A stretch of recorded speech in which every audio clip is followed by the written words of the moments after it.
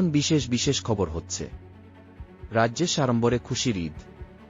দিলোয়ার, মহবুবুলদের আইনি পথে খতম করাই আমার কাজ। হিমন্ত। ঈদের নমাজ শেষে বেরিয়েই মর্মান্তিক পথ দুর্ঘটনায় দুই বন্ধু, সব শেষ হয়ে গেল সিমলাগড়ে। পঞ্চায়েত নির্বাচন, বরাকের ৩ জেলার দায়িত্বে কৌশিক কৃষ্ণেন্দু। বিজেপির ম্যানেজমেন্ট ও ম্যানিফেস্টো কমিটিতে পরিমল কিপা। এখন বিস্তারিত।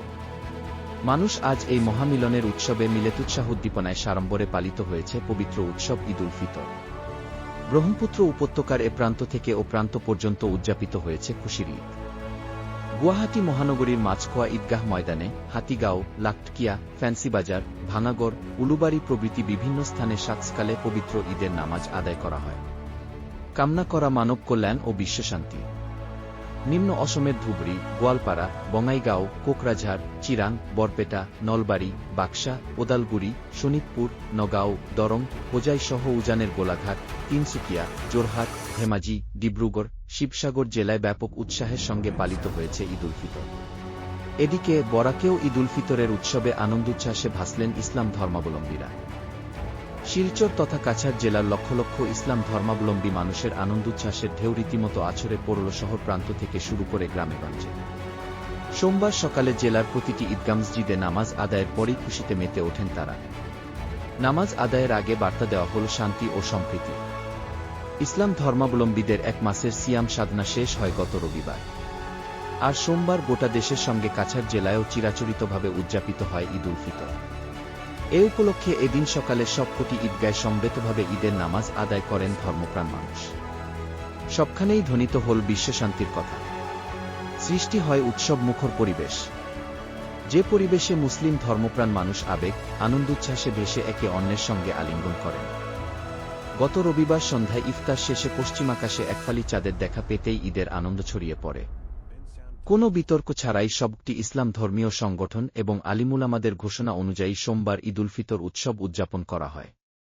এদিন সকালেই সমাবেশস্থলে পরিণত হয় শিলচরের ঐতিহ্যবাহী ইটকলা ঈদগাহ। নামাজ আদায়ের জন্য শিলচর শহর ও শহরতলির হাজার হাজার ধর্মপ্রাণ মানুষ জমায়েত হন। ঠিক সকাল ৯টায় শুরু হয় নামাজ। সেখানে নামাজ পরিচালনা করেন শিলচর বড় মসজিদের ইমাম শাব্বির আহমেদ লস্কর। তিনি শুরুতেই ভাবগম্ভীর পরিবেশে বলেন, ইসলাম হচ্ছে শান্তির ধর্ম। উন্নতির পথ মসৃণ করতে পারে শান্তি, আর হিংসার পথ অবনতি ডেকে আনতে পারে। ফলে হিংসার পথ পরিহার করে শান্তি প্রতিষ্ঠায় প্রত্যেককে এগিয়ে আসার আহ্বান জানান তিনি। হিংসার দেশ দূরে রাখার পরামর্শ দেন শাব্বির আহমেদ লস্কর। বিশ্বশান্তি কামনা করা হয়। অ্যাপেক্স ব্যাংকে দুর্নীতির অভিযোগকে যতই খুঁচিয়ে তোলার চেষ্টা কংগ্রেস, ততই কড়া মনোভাব দেখাচ্ছেন মুখ্যমন্ত্রী। সাংবাদিক দিলোয়ার হোসেন মজুমদারকে গ্রেফতারের বিষয়টিও ইস্যু করা হচ্ছে। তাই মুখ্যমন্ত্রী হুমকি, বিজেপির জন্ম হয়েছে দিলোয়ারের মতো লোকদের খতম করতে। আইনের আওতায় এনে দিলোয়ারের মতো মানুষকে খতম করাই আমার কাজ। অ্যাপেক্স ব্যাংকের দুর্নীতি নিয়ে প্রশ্নের জেরেই জেলে যেতে হয়েছে নিউজ পোর্টালের সাংবাদিক দিলোয়ার হোসেনকে।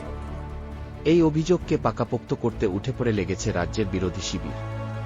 কারণ মুখ্যমন্ত্রী নিজেই ব্যাংকের চিফ পেট্রনের পদে রয়েছেন। তাই রবিবার সর্বভারতীয় কংগ্রেস নেতা জিতেন্দ্র সিং অ্যাপেক্স ব্যাংকের দুর্নীতির সঙ্গে সরাসরি অভিযুক্ত করেছেন মুখ্যমন্ত্রীকে।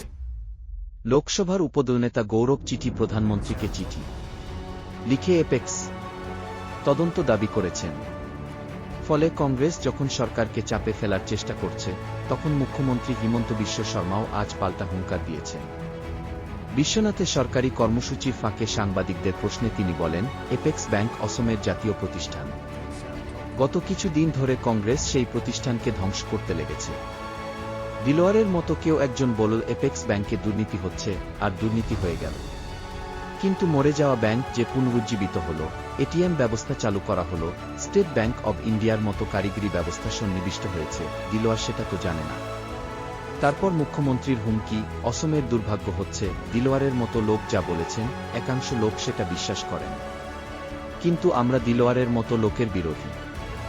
বিজেপির জন্ম হয়েছে দিলোয়ারের মতো লোককে খতম করতে। তাই এই যুদ্ধ চলবেই। আমাকে খারাপ পেয়ে লাভ নেই। দিলোয়ার, মহবুবুলের মতো লোকদের আইনের আওতায় এনে খতম করাই আমার কাজ।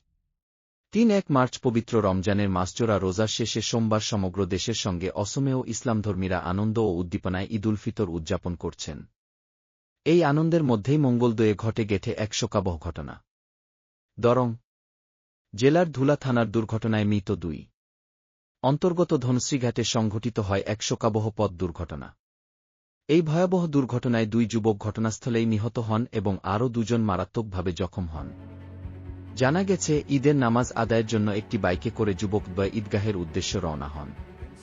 কিন্তু সে সময় বিপরীত দিক থেকে আসা অন্য একটি বাইকের সঙ্গে মুখোমুখি সংঘর্ষ হয়। ঘটনাটি ঘটে ধনশ্রীঘাটে। এই দুর্ঘটনায় ঘটনাস্থলেই মৃত্যু হয় শুকুর আলী 2 এবং জমির আলীর 1। একই সঙ্গে কিতাব আলী এবং নাসিরুদ্দিন আলী নামে অন্য 2 যুবক গুরুতরভাবে জখম হন। পরে স্থানীয় জনগণ নিহত ও আহতদের মঙ্গলদৈ সিভিল হাসপাতালে নিয়ে যান। যখন নাসিরুদ্দিনের অবস্থা সংকটজনক হওয়ায় তাকে গুয়াহাটি চিকিৎসা মহাবিদ্যালয়ে স্থানান্তর করা হয়। বহুচর্চিত এবং বহু প্রতীক্ষিত পঞ্চায়েত নির্বাচনের দিনক্ষণ ঘোষণা নিয়ে এখন অনিশ্চয়তা কেটেছে। ফলে স্বাভাবিকভাবেই নির্বাচনকে সামনে রেখে রীতিমতো কোমর কষেই মাঠে নেমেছে শাসক দল বিজেপি। সোমবারই দলের প্রদেশ কমিটির পক্ষ থেকে ইলেকশন ম্যানেজমেন্ট কমিটি এবং ম্যানিফেস্টো কমিটি গঠন করে দিয়েছেন রাজ্য কমিটির সভাপতি দিলীপ সিকিয়া। এতে বরাকের 2 লোকসভা সাংসদকে বড় দায়িত্ব দিয়েছে প্রদেশ বিজেপি। পাশাপাশি বরাকের 3 জেলায় ইনচার্জ এবং কোইনচার্জ নিয়োগ করা হয়েছে। ইলেকশন ম্যানেজমেন্ট কমিটিতে রয়েছেন করিমগঞ্জের সাংসদ কৃপানাথ মালা।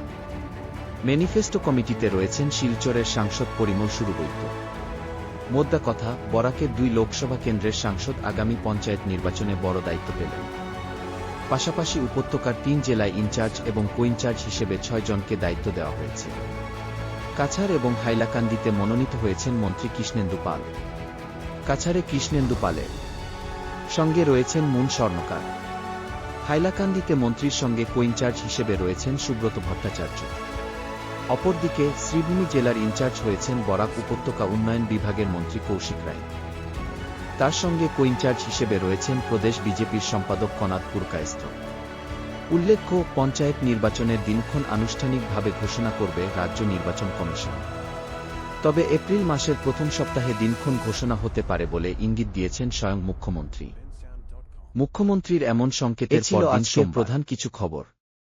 আরেকটি সংবাদ সেশন নিয়ে আবার দেখা হবে। আমাদের সাথে থাকুন। ধন্যবাদ।